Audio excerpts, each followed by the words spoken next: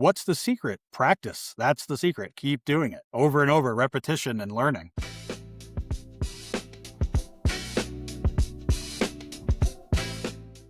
Welcome, everybody. This is Joe Barron, the host of Market to Me, presented by Brandon Barron. Today's guest is a lettering artist and graphic designer, Jason Carne. He's been working in print, logo design, and packaging for over 20 years out of his studio in Pennsylvania. He runs the display Foundry, Carmel Type Co., built the lettering library archive dedicated to historic typography, and his work has appeared everywhere from the Stanley Cup to This Is Hardcore and the Frank Kozik Memorial. I've personally worked with Jason. Today we're going to be talking about specialization, critique and design, marketing yourself when you have a niche style, and what makes a great art director freelancer relationship. Jason, welcome to the show. Thanks for having me, Joe.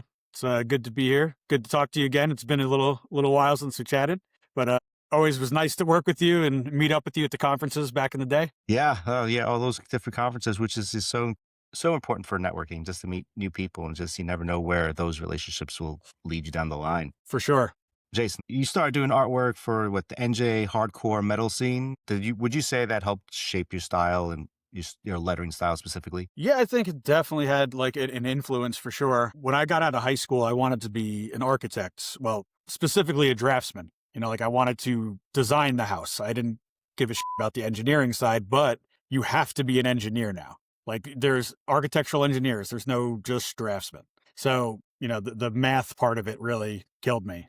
I was good to a point, but I'm not a calculus man and I couldn't make it happen. After that semester, I came home. I had a bunch of friends in the local music scene. A lot of them were in hardcore metal bands. And they remembered me as that art kid from high school, drawing on my notebooks all the time. And they're like, yo, we need a flyer. We need an album art. We need a MySpace layout, merch graphics. And so I was the guy to kind of do all that for them. I had a partner at the time. He taught me Photoshop and everything. And he was in a band too. After a while, I just kind of went out on my own, and the merch was what really kind of drew me in. That's what I liked doing the most, was setting stuff up for screen print graphics and working with limited colors. And it kind of forces you to think a bit differently than doing, just fine art on paper or canvas or something like that. Absolutely. The limitations really push you to think differently, think creatively, think with a solution. Yeah, for sure. And you mentioned MySpace graphics. Wow, that's taking it back. That was 20 years ago now. 2006 is when I started doing that stuff. And then Tom sold the business and everything became what it is now. Yep. He was everybody's first friend. That's right. He never spied on us or stole our information that we know of. He waited till he had his money. Yeah, that's right. He cashed out and he was good. Later, suckers. Yep. So fast forward, that was early in your career. Now your work is appearing everywhere, even the Stanley Cup. What would you say, what changes creatively when the stakes are that high? Because the NHL is a big organization. You got to be able to have, certain limitations, like I mentioned before, and there's got to be certain rules, and creatively it's got to be tough. It is tougher.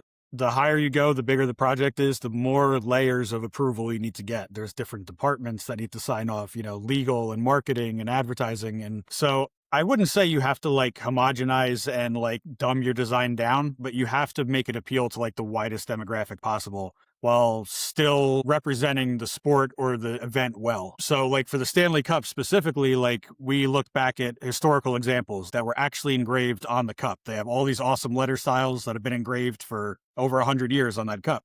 So we had a lot to pull from. So there was bits and pieces that we took from to kind of inform the new design. So we made it modern and we made it work for today, but it still has some roots in the history of the sport too, which is kind of cool.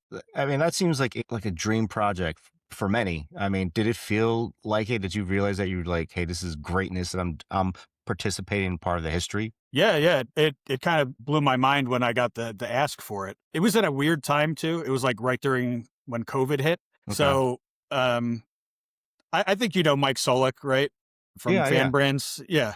One of the guys we met at a conference. Again, how important networking is. Exactly. So he hit me up and said, we want to explore a couple different lettering treatments for the logo type for Stanley Cup. And so I gave him 4 or 5 options. And then that's right when COVID happened. They're like, well, we're kind of shelving this and putting it off because we don't know when live sports are coming back. And so I didn't hear about it for a bit. And then when things kicked off again, Mike was just like, yeah, we're just using this one that you did already. And I was like, oh, it was like, it's approved, it's done. Like, that was kind of crazy. Usually it's never that. It's back and forth for a while. And I guess whatever I did just landed for them. And that was great. And then we got to build a whole typeface out of it. So they use it for their promo materials, for all their postseason stuff. And I did a whole set of numerals. So every year that those numbers change on the patches for the cup. But Mike did the illustration of the cup. I just want to be clear about that. I wasn't the illustrator that did that part. So it was a combined effort. They reached out to you. You were outsourced. They knew your specialty. You didn't have to bid on anything or create a proposal. None of that. Yep. They just like, hey, Jason, you're my man. We're going to do it. Let's hook it up. And then bam, it's a nice combo with the lettering and the illustration of the cup. I mean, everything, the whole thing, every single letter and number that you use, it works as a great font. And that's fantastic that the Stanley Cup gets to use that every year if they choose to. Yeah, thanks, Ben. And it's a great partnership because Fan Brandz is a small company. So they only have a couple people working for them. You're working direct with like the decision makers. A lot of times when I work with bigger companies like Pepsi or something, you know, they have 50 different people that have eyes on the project or have a say or a stake in it. And it's really tough to get things through. But with them, it's a really good working relationship because it's a tight team. What I think a lot of people don't know too is that a lot of the cool projects and like these fancy projects, you're not working directly with the actual company. You're not working directly with NHL. There's always somebody, they outsource that, whatever agency or contract that they have with somebody. It's rare. I mean, I'm sure other companies, they do have their own in-house departments and they'll reach out to them. I know companies that they have their own in-house team. They also have a separate marketing team that's specifically for, hey, we're contacting freelancers, we're contacting design agencies, we're doing all the work. So it's, I think everybody gets caught up with the fact that, hey, I did this work for them. And while that is true, you did. Absolutely. You can't take that away. You also didn't work directly with them. So there's a disconnect. And the problem is like, hey, if that company, the mediator goes away and they were consistent, then you're kind of screwed. You know what I mean? So I just kind of feel like people need to understand that. It's like, hey, it's great. It's fantastic. It's awesome. You did all this work. But like, I know for a fact, some of those clients that you listed on your website and your portfolio that you've done work with, you didn't work directly with them. Maybe somebody else did. Maybe someone hooked you up. Yeah, like when I worked with Wu-Tang, like I wasn't on the phone with RZA, you know, like I was talking to... You weren't throwing up the... I would have loved to, but I wasn't, you know. Yeah. For that, I will have to say, like, especially when it comes to the music business, they usually have the band or whoever, the singer, they usually sign off. So they'll see a bunch of concepts and then they'll choose yes, no. They'll have certain changes handed down to the manager, it goes down to the brand manager. He just works his way down the list. They do end up seeing it for the most part. You know, there may be cases where they don't, but yeah, it's cool. But there is a few degrees of separation between us for sure. Yes. But you know, you have that 6 degrees of Kevin Bacon where you're much closer than you expected. That's right. Which, by the way, he's still in discussion. People are still talking about, hey, I'm still 6 degrees away from Kevin Bacon. I'm like, how? He's a famous actor, but he's not working as much. Or maybe I haven't seen him in a long, but it's amazing. That's all. It's just funny. Yeah. So you designed, This Is Hardcore. What makes your gift, I would say, to be able to flip back and forth between doing hardcore scene to a major sports brand? You have to have like incredible versatility because while I think most designers and most creatives need to be able to be versatile, that's a special kind of like spectrum. You're bouncing off from one end to the other one to nail this. Do you feel like you have this special kind of like talent to be able to like hit whatever you want because of your style? Yeah. I mean, I think lettering is like an easier art form to adapt to different styles than illustration is, maybe. You heard it here first. Lettering's easy, everybody. Go on do it. That's right. Doesn't take years. If AI doesn't first. But yeah, to answer your question, like, I feel like between the Stanley Cup and This Is Hardcore, there's not as much separation as you may imagine. They're both masculine. They're both aggressive, energetic kind of things, you know? So you're talking like slab serifs, block letters, things like that are sort of in the same realm. But there's also, I've already done like designs for Dolly Parton too. You know, like I could do soft feminine stuff too. It doesn't matter really what the style is. But I think that's because I've been kind of like a student of lettering for this whole 20 years. I never really got complacent and set in like a single style. Like this is all I do. So I always wanted to learn a bunch of different things so I can just kind of come at Eddie Brief with the right angle, you know? Absolutely. It makes you, you know, more marketable. It's good to know that lettering is easy because you have to put 20 years of work into it. That's it. The minimum is 20 years. Yeah. What's that rule? 10,000 hours it takes to master anything? Yes, which by the way, just to clarify, because it's ridiculous, am tired of people giving him his due. I'm not going to say his name, this pop psychologist. You guys all know, you've seen his books. He's everywhere. I see him honestly a lot in the city. Anyway, all professionals have to do it. Psychologists, doctors, lawyers, like they all have to put in that amount. He just made it public where everybody's like, oh, that's it. So I just want to clarify that. That's really, it's kind of my gripe. Like, dude, professionals know that you have to put in the work. Even in the book, because I read it, it mentions all these special professions that they have to put in all these hours, which is accumulates to 10,000 to be able to consider their actual professional. Sorry, but yes, you have to. I put didn't in all even know those who hours. originally said it. It was just one of those like, general things that I've heard out on the internet forever. But yeah, it's true for anything, whether you're a guitarist or a stonemason or a painter, like you got to put in the effort. Like people are always like, what's the secret? Practice. That's the secret. Keep doing it over and over, repetition and learning. Over and over, especially if you really want something. It's tough. The other day, somebody came across my feed who was a former basketball player, played like 15 years, whatever. Not great. Wouldn't know. Didn't get an athletic scholarship to college or whatever, but he practiced, and he mentioned being delusional to make it an NBA. But one thing I didn't like about it was that he stayed away from people in a sense. Like he might have had friends, but he was like social interactions was no, because he was so focused and so driven, which fine, it works. He got him to where he needed because he had a mission, one and only, didn't let other people come in. But I feel like there's relationships that need to be made. And, you don't want to be like, oh yeah, that dude was in the NBA. He was a dick or, whatever. Or he was in the NBA. I would have loved to hang out with him a little bit more. He was a cool guy or whatever. Like he seems like a cool guy. It's just weird. I feel like you need practice. I mean, that's like a extreme example, but yeah, you need to be practicing all the time, every single time you get. For me, I feel like if I haven't drawn in a while, I'm like, oh my God, I have to like almost like relearn how to draw because I'm like, all right, well then if I'm busy, I have to take time out of my day every day to be able to do it. So yeah, you can get rusty, just like if you haven't shot in a while, you lose your jump shot, that's how Absolutely. it goes. It sucks. And like kind of like where you're hitting on there with like isolationism and everything, like that guy was trying to just, do his own thing by himself. Like that's good to a degree, but even in my business, bounce ideas off of people and get some feedback and talk to other people who are good at this stuff and you'll learn something. I still go take workshops. I'm 20 years in and I still go learn from people, that's kind of the mindset you need to keep.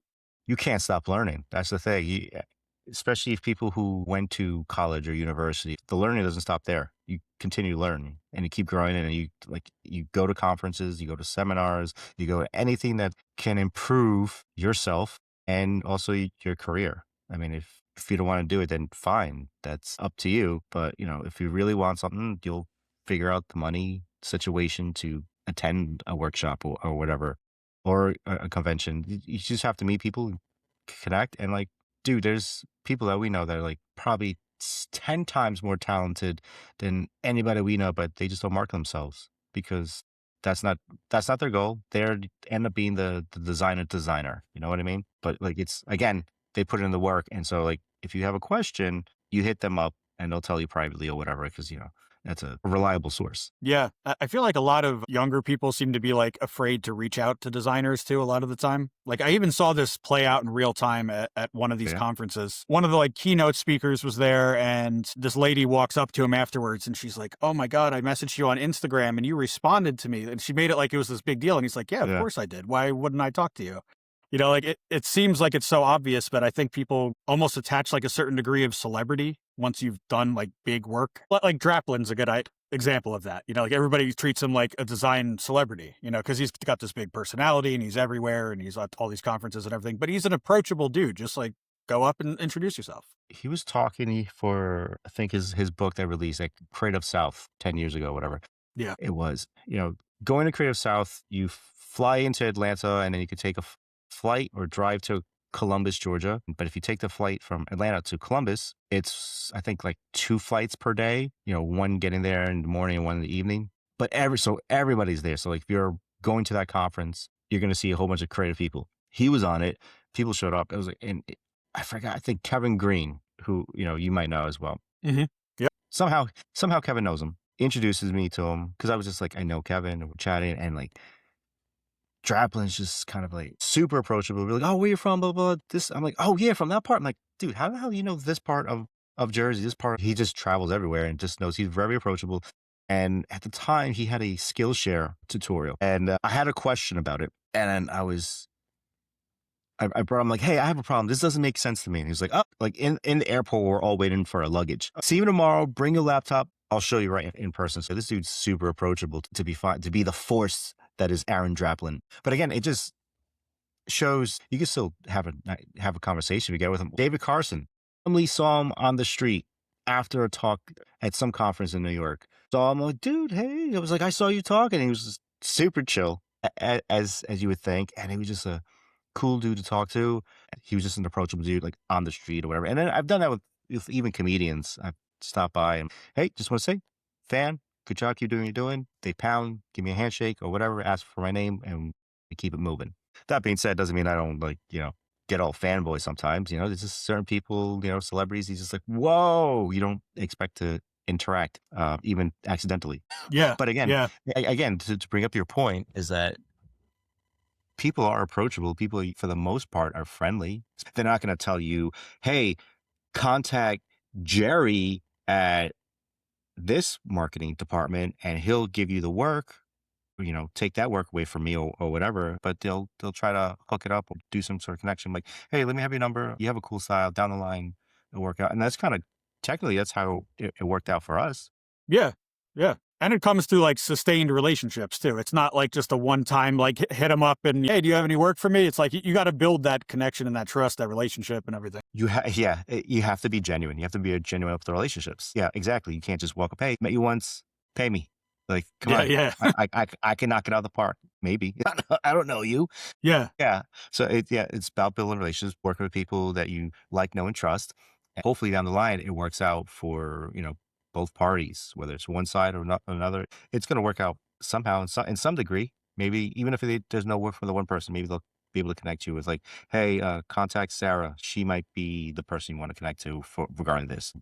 It's all about connecting people. You just can't demand, hey, how'd you get this job? Show me, tell me what to do so I could go. It's like, you kind of have to also, earn your stripes. Yeah. And you got to be able to actually deliver once that actually comes through to you too. Like, we wouldn't have had a long working relationship like we did with the Harley stuff. Like if the stuff I turned into you was like garbage and you were like, dude, I can't sell any of this to Harley. Dude. Like it's you got to put your best foot forward on every project. Absolutely. I mean, even to this day, when I get from sending a proposal, actually I have a proposal to send out later to present. And when you're asking for X amount of money, it kind of makes you realize that like, you got to back it up. I feel like there's a little sense of imposter syndrome when people are coming to me for this work. Like, I really need to deliver. Do you ever feel like you get, kind of like paralysis by analysis? Like you just kind of freeze for a second, overthink everything. I need to be super perfect. And if I don't make this the greatest thing since the Sistine Chapel, they're never going to hire me again or whatever. I used to worry about that more, not so much anymore. Not because like I'm more confident or like I think I'm above it or whatever. It's more like I know what I'm capable of and what I can do and what I can deliver. I don't do the over promising stuff like I did when I was younger. Like when I was younger, I'd tell you I could do anything and I would figure it out. I'd put in the late hours. I'd work, midnight to get it done or something. But now like I'm pretty direct. Like if something I know I can't do, I'll tell you. And I'll be like, I know somebody who can. Like I've got, a roster 5 deep of people that can crush that for you. But this is where I really specialize and, I'll kill this specific thing for you. It's very important to know your limitations. You could figure it out as you go, but sometimes that may cost you more headaches than needed, but you never know. Like I used to have people that are like, can you also make a website? And I'm like, yeah, sure. And then I would just try to figure out how to code certain stuff. And I didn't really know what I was doing. I got a serviceable website together or something, but now I don't really do that. Like I know that's not my lane. I know a bunch of people who can do that for you and they'll do it better and more efficiently and quicker. Clients, they're hiring you to solve a problem, not for an artistic vision. When did you realize like that, when that hit, made that like, moment?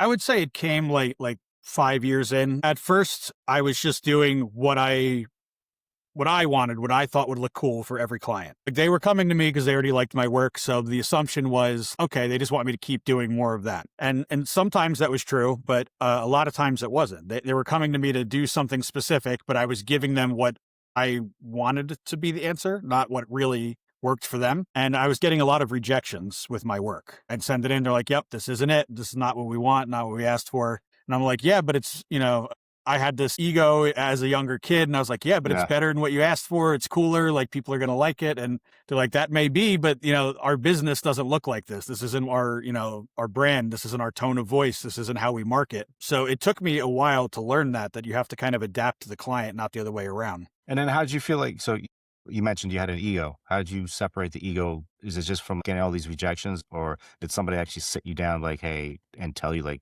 this doesn't work, man. Like you're not going to go far. I think it was just kind of like a self-realization, like I was putting together, I was doing the math and like a lot of customers were like starting to, I wouldn't say like have a problem with me, but like I was not delivering exactly what they wanted. Like, I feel like when I was in the hardcore in the music scene, like I knew what everybody wanted. Like there's a certain look, there's a certain style, like here's what it is. But when you're doing something for like food packaging, like it's not going to relate to all that other stuff. Like it's got to be something that's specific for that industry. I'm looking at it. Yeah. You know what?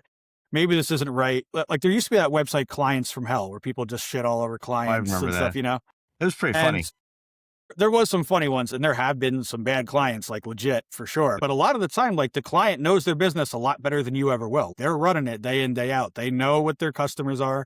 They know what their customers want. And it's your job to give it to them.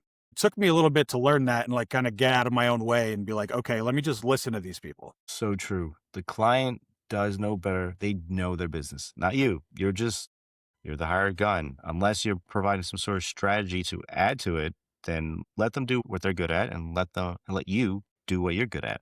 Mm-hmm. So you clearly, it's lettering. That's what you're really good at. You're strong, right? You would admit that. So you developed a very recognizable style. You've created a great lettering style. Do whatever you want, pretty much. How would you market yourself without getting kind of pigeonholed? It's tough. It's something that I'm kind of asking myself that same question right now. Okay. I'm currently being represented by a place called Closer and Closer. And how close is it? Pretty far. They're in California. So not far. So it's more like further and further. Got it. Yeah. But they're trying to make us like ask ourselves these questions, like what is the type of work that brings in like the higher paying jobs? What's the stuff that like that you can provide that nobody else can? Because on my website right now, it's kind of in flux right now because I'm redesigning it, but I did have like a huge array of projects, all different stuff. It was like band merch, it was packaging, signage on buildings, whatever. So it wasn't really focused. It was kind of scattershot all over the place. So the guy that reps me, he's like, well, people may go to your website and not really understand or know what you do or what you specialize in. They're like, is this guy an art director? Did he do the copywriting for this stuff? And like, I wasn't doing a great job at positioning myself and explaining myself, like what my strengths are and what I can bring of value to your brand or company or whatever when you're hiring me. So now I'm working on like refining that and being like, okay, I'm a guy that does high-end packaging for liquor and spirits, and I do logos and branding. The big two things I do. I have this miscellaneous bucket that I can do all this other stuff in this other project on my site. But that's not the stuff that I'm going to really be like highlighting and pushing anymore because it's not necessarily the work I get hired for. It's fun to do, but it's not stuff I'm getting paid for. Like this poster behind me, like this Melvins and Boris poster that I did, really fun to do, but like I've never been hired for a gig poster. It's not my thing. Okay. That makes sense. That's a big lesson that a lot of people are either figuring out, position yourself. We all do it. We're all trying to figure out, are we presenting ourselves in the proper light, or are we just hoping the person who views it kind of figures it out on their own, which is a terrible take. They should not be able to figure it. They should be able to know who you are, what you do, what you offer. Position yourself in the proper light of what you do, what you're strongest at is key. Because again, Yeah, gig posters. I think everybody want to do at least one. I heard it doesn't pay well. I heard it's terrible, but it's fun Yeah. to do. It seems like something like you just vibe out and just draw and doodle, illustrate, color. Just really let the inner child come out and with your professionalism. That's Yeah, how I feel. yeah, it's fun work. I've kind of like my whole career gone back and forth in the thinking of like, is it better to be a generalist or like a specialist? Show everybody I could do everything, or like really hone in on this one thing that, people seem to like from me or seem to buy my art for. So I've heard recently that being a generalist is a bit better when you're younger, when you're like newer in your career, because then it helps you kind of gets you in. I mean, to to figure out what you want to do before you decide to develop into like, hey, I specialize in just this, and then you niche down later on. Especially early on, you're trying to figure out what you want to do really, and so you're kind of clueless. You're kind of figuring it out as you go and hoping you land and whatever works, and you Yep. whatever works you like, and you continue going. So you mentioned representation. Was that like always a goal? I mean, from what I understand, you've done freelance, and then it feels like you've been represented by two different agencies, or maybe more. I don't know, but like it seems like that's the route that you took. No, you're right. It's been two. I think 2015 was the first time I did that, and it was with Closer and Closer. The guy who owns Closer and Closer was a former business partner of mine. He ran Carmel Type Co with me, Drew Melton. He was a designer first before he did the representation stuff, and he made a bunch of fonts with me. And I think he kind of got burned out from that side of things, and he thought that he was better suited towards being more of like the business-minded person behind artists than doing the art himself. So I was one of the first people that joined up when he started that. Then a few years later, I started working at an agency. And then I dropped off representation because I wasn't freelancing that much. And then a close friend of mine, Shane Stiles, started his own called Atom Smasher. And I was with him for a couple of years. And that went well too, but it was more of like a project management representation thing. So like I was bringing in the work, but he'd manage it. He'd do all the invoicing and the billing and setting up the timelines and scope and all that. All the business stuff that I didn't really want to do. I want to just focus on the art. That was cool for a while, but when work kind of stopped coming in, like post-COVID, 2021, 2022, I don't know if I could really sustain this anymore because I don't have anything coming in. Like Closer and Closer has much bigger connections. Like they work with Apple and Meta and all these places that have huge budgets, tons of work all the time. I think I just need somebody that can like bring me in some work too. And he was like, yep, fair enough. He's like, I can only do so much, if I can't manage work that's not coming in. So I'm back with them now. And been there for 2 or 3 years. And I'd say like the amount of work I get is like 50-50. Like half of it comes direct to me. Half of it is like something they throw me. And it's got its benefits, but you also do have to kick a quarter of your income over to them too when you're represented. So Of course, yeah. So there's pros and cons to doing it either way. yeah. It also adds like an extra layer of legitimacy for some clients. They're like, oh, this guy must be the real deal. He's got an agent. Like I don't necessarily care about the optics of it, but some people do. It's the same with design awards. Some people don't care about it. Some people think it's amazing. Yeah. And it gets me in certain doors I wouldn't be able to on my own. Like, I couldn't just go direct to Apple and be like, hey, I'd like to work with you. Like they have vendors and they have, all these budgets and everything that they have to allot every year and assign to different places. And they were able to get in the door and do that because they have a roster of 60 artists that can do whatever they need. So Jason, you're telling me you don't know Tim Cook? No, I do not know Tim Apple. Are you able to share that work on your side? Does he have some of it? Okay. Like there's some work that I did for Pepsi last year that I'll probably never be able to show. Like it was a cool project and paid pretty nice, but it's one of those ones that's NDAs? It's blocked behind NDA wall. Same with some other agencies I worked for. Like I did some logo design for a pretty big video game that's going to be coming up, and I can never show it, so that sucks. But hey. Unless someone's playing it like, I did that. Yeah. Did you? Technically, I did not. Nope. I didn't say anything. Disregard that. Disregard that. That's cool. My friend Jason did this. No, he didn't. That's not true. It's a different lie. Jason. That also brings in a variety of different projects too. They all can't be. Are they all lettering projects? Well, a lot of them are lettering. Yeah. A lot of them are logos. Like I've done a bunch of like brand refresh kind of things, but once in a while there will be some illustration involved too. Like with this Pepsi one, that was pretty heavily illustration based. I've been trying to like up my game in that world too, in illustration. And, I don't think I'm as strong of an illustrator as I am a letterer, but I'm starting to get to the point where I can merge those mediums and do something that's a little more interesting than just one or the other in isolation. Okay, cool. Yeah. So you're being represented as, again, more than, yeah, like you said before, brand designer and a letterer with Yep. now illustration. It's not generalizing. It's just adding more tools to your toolkit. Yeah, pretty much. And so Carmel Type, it is, I think it's been pretty cool. Like you get to kind of do what you do, enjoy it, love it. Like you said, you had your partner. Now he's your agent. He hands you projects. You get to create fun stuff on the side when you can. What was it that made you want to create your own type foundry? I kind of just sort of fell into it. There was this project where it was custom lettering, and I think I had to create like 21 or 22 different letters for it of the alphabet. And I was like, well, it's right there. Like, just finish the other 4, get the whole alphabet. So I put that together, and then Drew was the one that was able to program fonts at the time. And I was like, oh, could you turn this into an actual usable font? Because it was just like an Illustrator file where I would drag and drop letters in, like that's how I would set my type in that font before that. So I was like, this is not useful. So I need to get somebody to make it useful. But I enjoyed the process so much of like making it that I was like, yeah, let's just keep doing this. And I have all these ideas for different alphabets.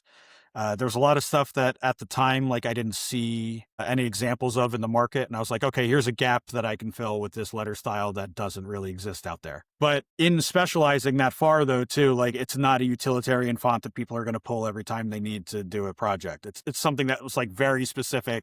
Like there's one called Railroad Company. Like it looks great if you're doing train car lettering. It's very ultra wide expanded, but it's not going to work great for like your restaurant menu or, yeah. I think a lot of them are display fonts, which they're cool for t-shirt graphics.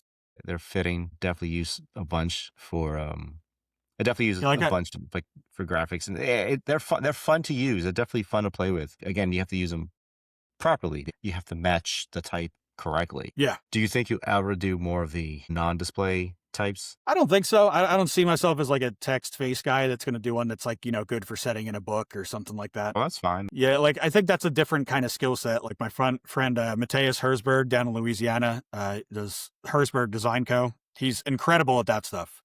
Like James Edmondson, the Oh No Type Co. Like he can kill it with that stuff too. But I don't really have the eye for that as much as I do with like the display stuff, I think, because there's all these weird little technical things you have to get into with text faces and like pixel hinting and how it renders on that 4-point on a phone or something. Like I'm not interested in that. I want big display type, Show it to me in your face, baby. That's right. But as most designers would admit, or maybe be reluctant to, they can't stop having as many fonts as humanly possible. Which leads me to, is it as lucrative as people may think it is? Is it as passive? Is it a nice source of income if you're really good at it? Or it's just like, it's there?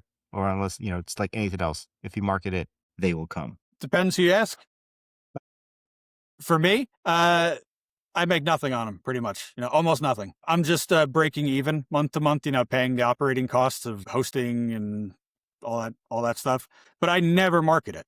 I'm terrible at that. Like I'll spend months making a font and doing all the promo imageries. And then I put it up and I'm like, here's the font, buy it. And then I never post about it again. It's always fun looking at you building it. Have you ever thought about putting it like on My Fonts or, getting an Adobe Fonts or Google Fonts, just, as a display?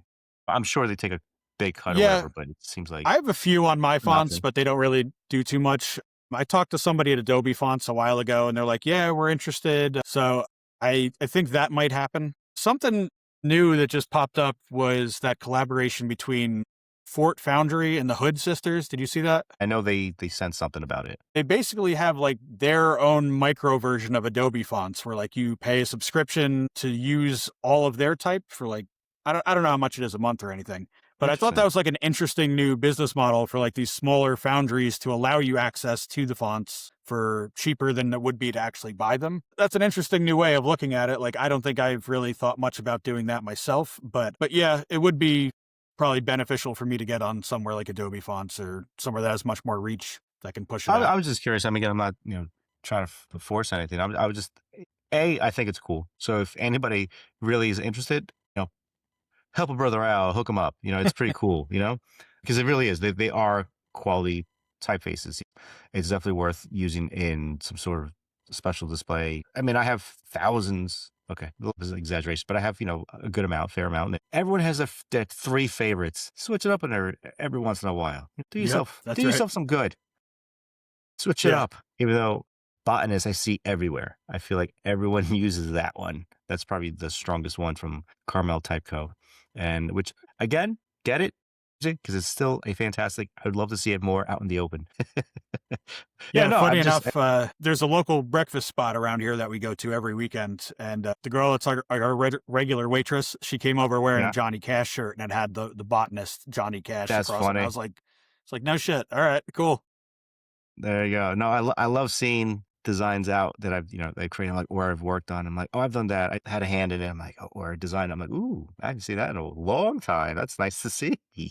Yeah, Yeah, there's some sort of pride and like it feels good as a creative to seeing your work out there and like just like yeah, it went through. It got approved. yep, for Now sure. and it and then speaking of all those typefaces, and I'm sure it had a big influence on creating it or having your own type foundry is the lettering library. It's such an underrated resource. I mean, how did you come up with that? Were you just like thrift store shopping? You just hopping and just going to towns and seeing what they have at the local bookstore and see like, hey, oh, this one's a classic. This is from like the late 19th century. I gotta get it. And then, I mean, you also scanned everything too. So let's like dive into that for a second. Yeah, that was I want to say like 2014, 2015.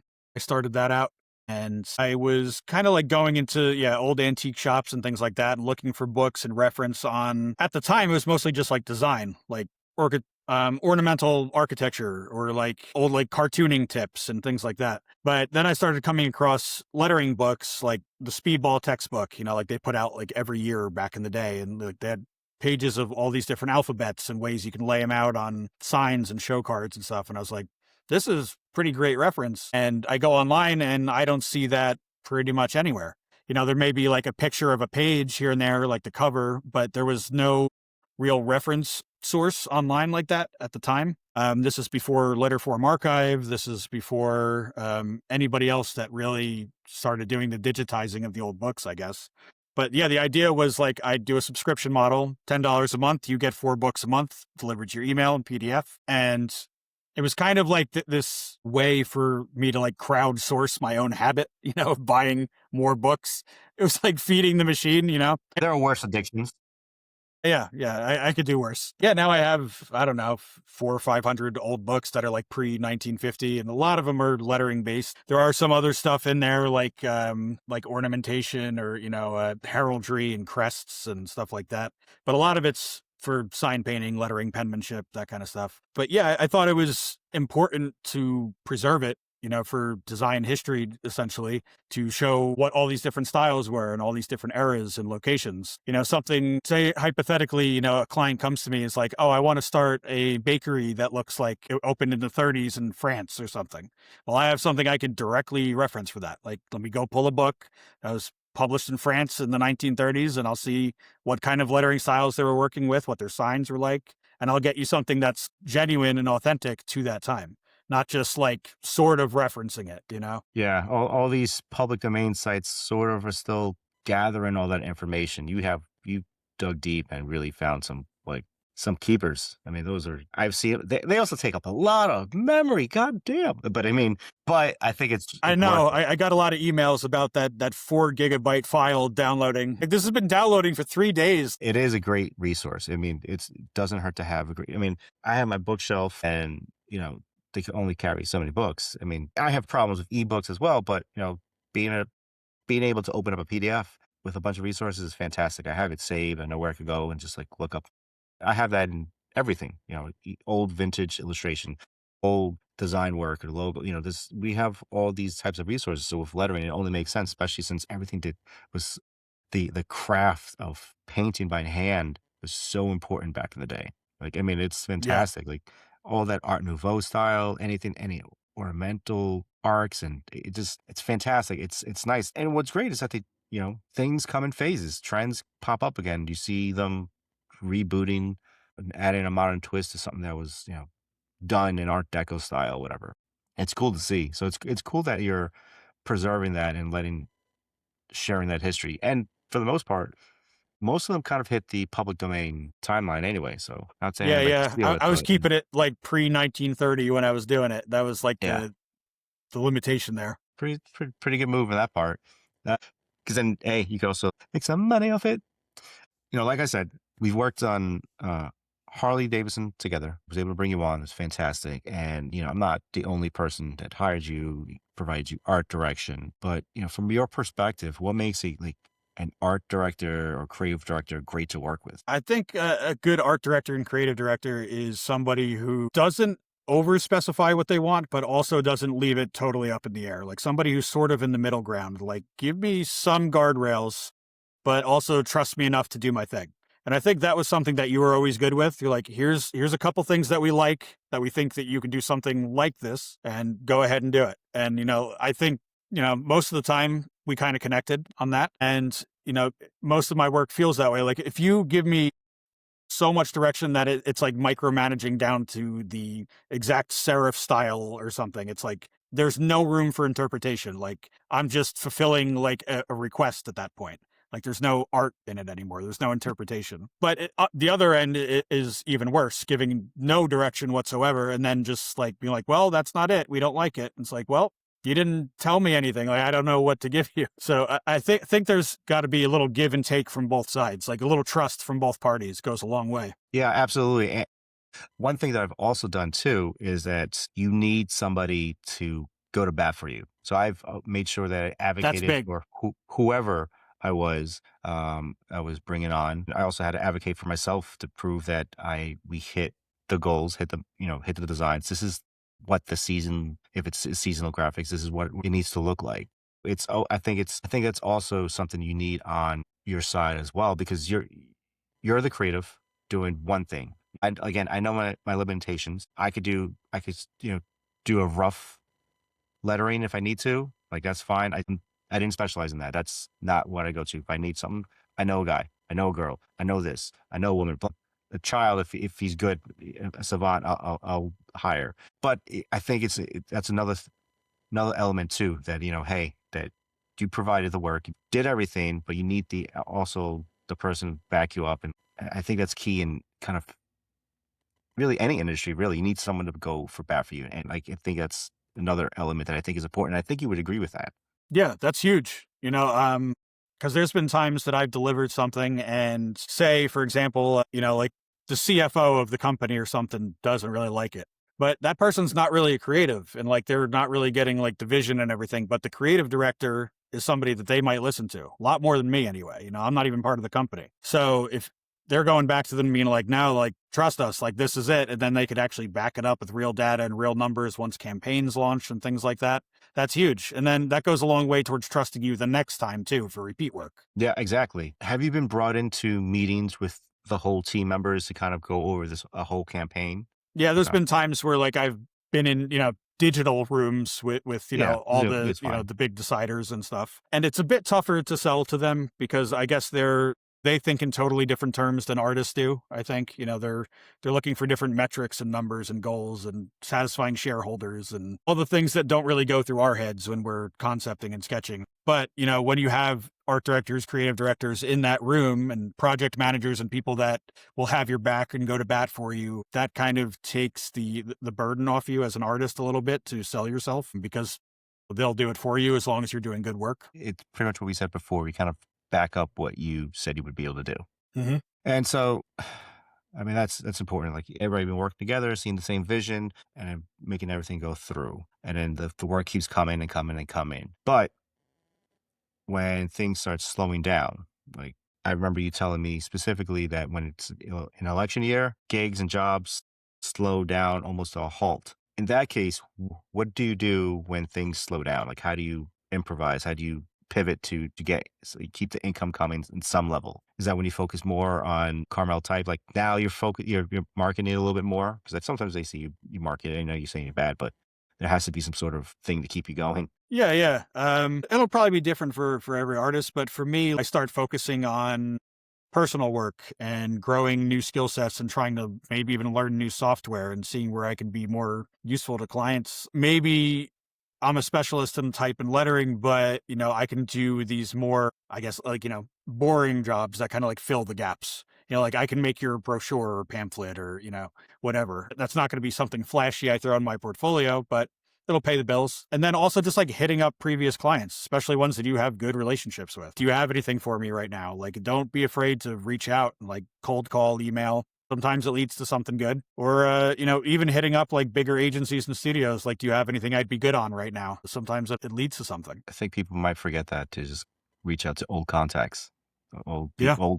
just, kind of rekindle that relationship if it's Yep. gone stale for a bit.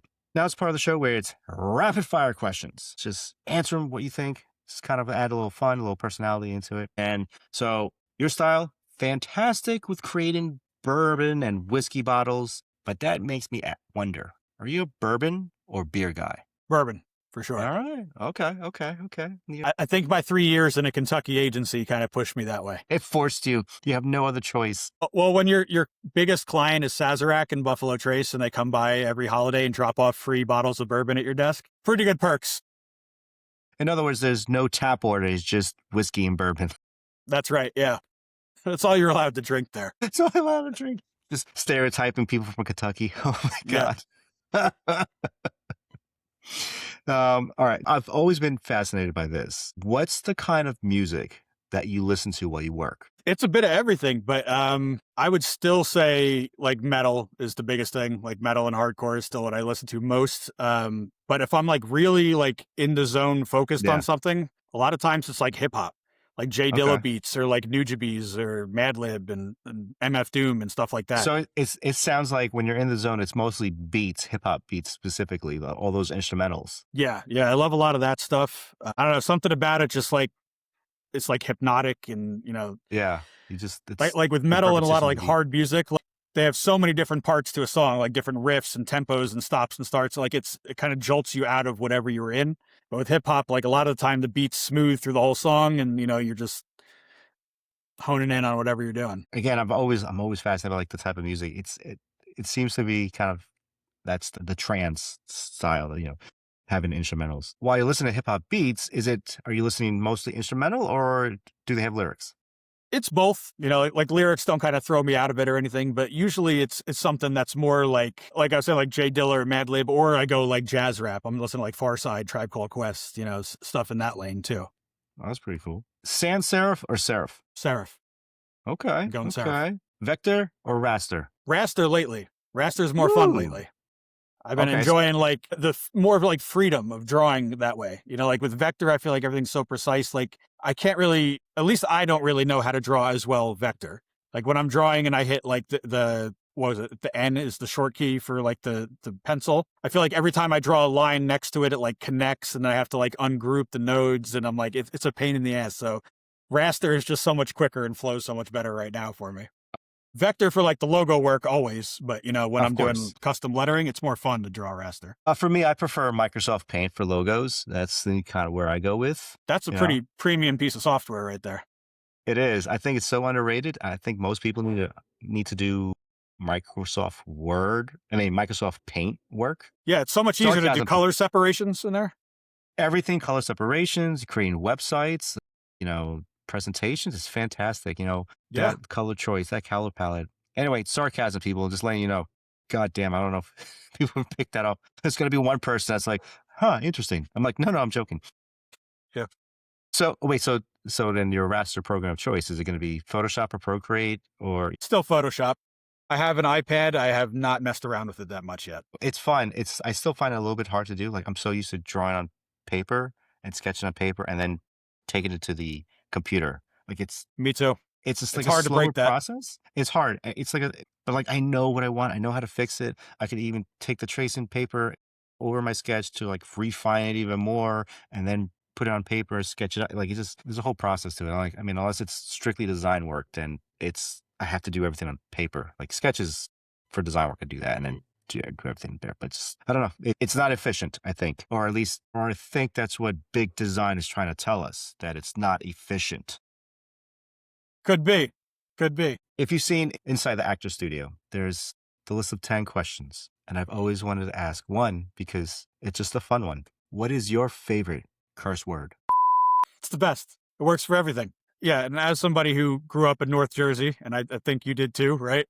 It's like a little spice you add to all your conversations and a little sprinkle. Yeah. So you got this great Viking beard. Any maintenance tips? What do you groom? Anything that's fantastic? Or you just let it grow out, just like soap and water? This just happens. It's all I got. I got nothing up here anymore, so I got to take it where I could get it. It's just it falls down. Yeah, it just moved down, travel down. That's the way I see it. Don't worry, I'm wearing a hat because same situation. So was there, when you look at a typeface, is there one typeface that you're like, damn, if only I did that, I would have loved to have done that one? That's a good question. I really love. There's this one called Wanchi from that Matthias Herzberg guy that I was talking about earlier. It is like the weirdest, wildest psychedelic font I've ever seen. And I don't know like how he even figured out how to make it work and still be legible. But it's just one of those ones where you look at and you're like, the style is so cool and it must have been so fun to draw the whole time. So yeah, that one I guess jumps to mind. That's fine. I was expecting Helvetica. I told you, serif, man, serif. Yes, you're right. You're right. It's just you're so mad that you didn't create Helvetica. That's why you went to serif. Yeah. All right, Jason. Thank you for coming to the show. Market to Me. Yeah. Thanks for having me, dude. Where can people find you? Let them know. Let the people know. Instagram's my most active, at Jason Carne. You could find me on Behance, posting bigger, larger case studies over there. I am no longer on Dribble because there are a bunch of ghouls that charge for everything. Don't go to Dribble. Sorry if I'm messing up your sponsorship again. Dribble's never worked for me. It took me forever to get actually, I think you gave me the invite. I think you said on one of the message boards, hey, I have a couple invites. Might have been. I think you're the one that gave me one. It didn't do anything for me. At the time, it was people showing snippets of like projects because it was like, hey, I'm kind of working on this, and then it became a whole thing. I got a lot of spam inquiries. One that was very weird and uncomfortable because it seemed kind of legit, but it was just like, no, you don't vibe with me. Like, it's just not going to work. They threw in one conference, which was cool, but like, I don't know. It just wasn't a thing. Like I still get the emails. They're like, hey, it's new case studies. I'm like, that's cool, but I don't want to pay another subscription for it. It never worked for me. That's not my referral, my avenue of generating leads. So it's okay. Like if things change or if they really do want to improve their image and they want to contact me once this thing gets bigger, sure. But it's fine. Just to say they have their own business. They operate however they want. It's just an opinion from you, and it doesn't represent the business as a whole. I think that's a great political way to say it, right? Yeah. All right. Jason Carne's views do not necessarily do not necessarily reflect the network of Market to Me podcast. And then your site is just jasoncarne.com. Nice and easy. Easy, simple. All right, Jason. Thanks for coming on. And for those, you can follow the podcast Instagram at Market to Me. And you could also follow my personal Instagram account, Branded Baron. And you can check me out at brandedbaron.com. Again, this is Joe Barron with Jason Carne. Thanks, everybody.